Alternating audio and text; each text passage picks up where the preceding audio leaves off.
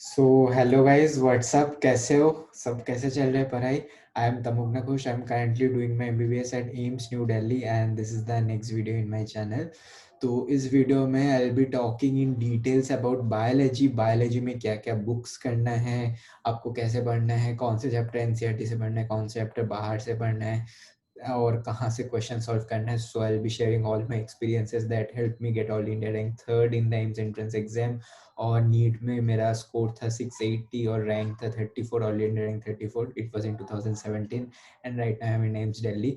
So if you haven't yet subscribe, do subscribe and do press on the bell notification icon, ताकि मेरे जो भी upcoming videos है आपको तुरंत नोटिफिकेशन मिल जाए और आप इंस्टेंटली देखो और मेरे जो एक्सपीरियंस है उससे आप खुद का फ़ायदा उठाओ, खुद लाभ उठाओ और एक बहुत अच्छा गवर्नमेंट मेडिकल कॉलेज ताकि आपको मिल जाए और you fulfil your dream of becoming a very good doctor.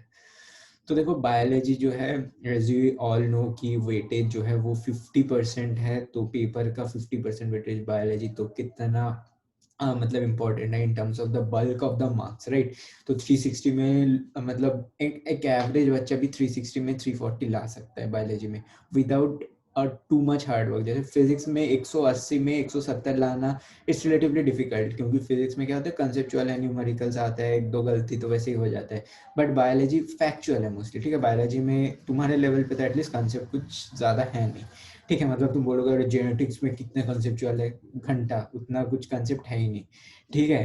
तो मोस्टली रटने वाला है और एनसीईआरटी बेस्ड है, ठीक है? तो एनसीईआरटी में देखो मैं कहूँगा कि जो क्लासिफिकेशन है ना, आपका बायोलॉजिकल क्लासिफिकेशन जो 4 चैप्टर्स हैं, ठीक है? तो वो बस एनसीईआरटी से पढ़ना है, क्योंकि इंस्टीट्यूट वाले जो कोचिंग वाले होते हैं उनका मटेरियल में काफ़ी एक्सटेंसिव इन्फॉर्मेशन रहता है जो ज़रूरत नहीं है, ठीक है? उसके बाद सेल बायोमोलिक्यूल सेल डिवीजन, वो भी एनसीईआरटी से करोगे चलेगा। Plant physiology, human physiology, believe me NCERT से करोगे इट्स गुड इनफ, ठीक है? तो पूरा क्लास 11th में मुझे नहीं लगता कोई भी ऐसा चैप्टर है जो एनसीईआरटी के बाहर करना चाहिए। अगर एनसीईआरटी से किया हो, प्रैक्टिस खूब सारा क्वेश्चन का, प्रैक्टिस का कहाँ से करना है मैं बता दूंगा।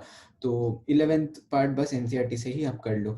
ह्यूमन फिजियोलॉजी आप मेडिकल कॉलेज आके बहुत डिटेल्स में पढ़ोगे, बट एज सच आपको इतना डिटेल्स में जाने की जरूरत नहीं है अपार्ट फ्रॉम एनसीईआरटी, ठीक है? एनसीईआरटी में जितना लिखा है उतना पढ़ लो, काफ़ी है, आपको उससे ज़्यादा डेप्थ में नहीं पूछा जाएगा। और प्लांट फिजियोलॉजी पे डू फोकस, प्लांट फिजियोलॉजी से काफ़ी क्वेश्चंस आते हैं, जैसे respiration, photosynthesis, mineral nutrition, hormones, ये सब बहुत इंपॉर्टेंट है।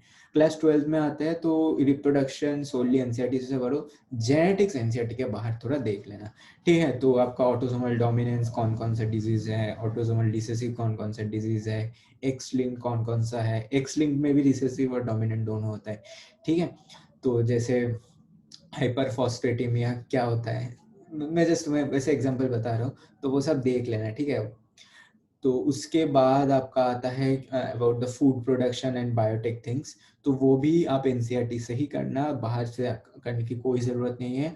और लास्ट में आपका आता है इकोलॉजी।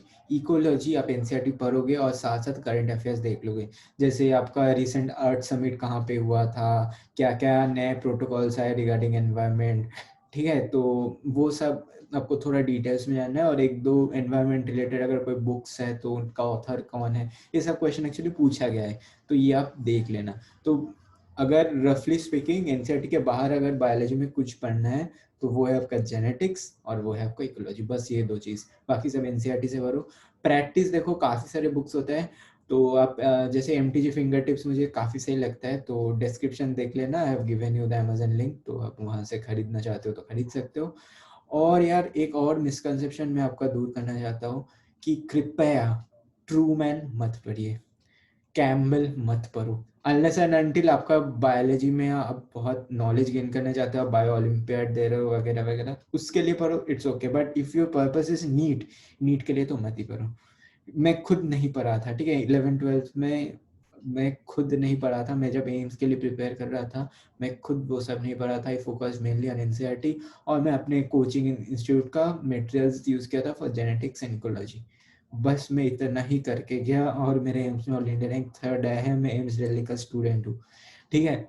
ये मिसकंसेप्शन है, आपको ट्रू मैन और जो भी फैलाना फैलाना जो भी किताब है, मैं तो कभी खरीदा भी नहीं हूँ, पैसे बच गए मेरा, ठीक है? तो खरीदो मत, बट प्रैक्टिस अच्छे से करो। अगर कोचिंग का मटेरियल आपका अच्छा है तो वहाँ से प्रैक्टिस कर सकते हो। और MTG फिंगर टिप्स में पर्सनली किया था, और प्रीवियस ईयर पेपर्स करो, बस इतना करो। बायोलॉजी बल्क मार्क्स ला देगा, 340 तक ला सकते हो आराम से, ठीक है, अगर थोड़ा फोकस होगा। और NCERT का लेकिन कुछ भी पार्ट छोड़ना नहीं है, ये ध्यान में रखना। तो बस पढ़ो। और एज यू नो मेरा फिजिक्स का बुक है, तो उसका लिंक भी डिस्क्रिप्शन में है, तो अगर खरीदना चाहते हो खरीद लेना।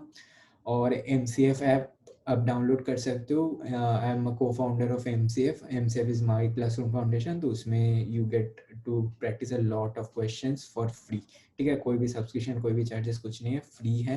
तो डाउनलोड कर लेना, प्ले स्टोर में अवेलेबल है। सो उसका भी लिंक डिस्क्रिप्शन में है। तो मिलते हैं। तो वीडियो है शेयर कर देना अपने सारे नीट फ्रेंड्स के साथ, अपने जो जूनियर्स है जो नीट दे रहे हैं उनके साथ शेयर कर देना, लाइक कर देना, और नए हो तो सब्सक्राइब कर देना। मिलता है अगले वीडियो पे। Till then.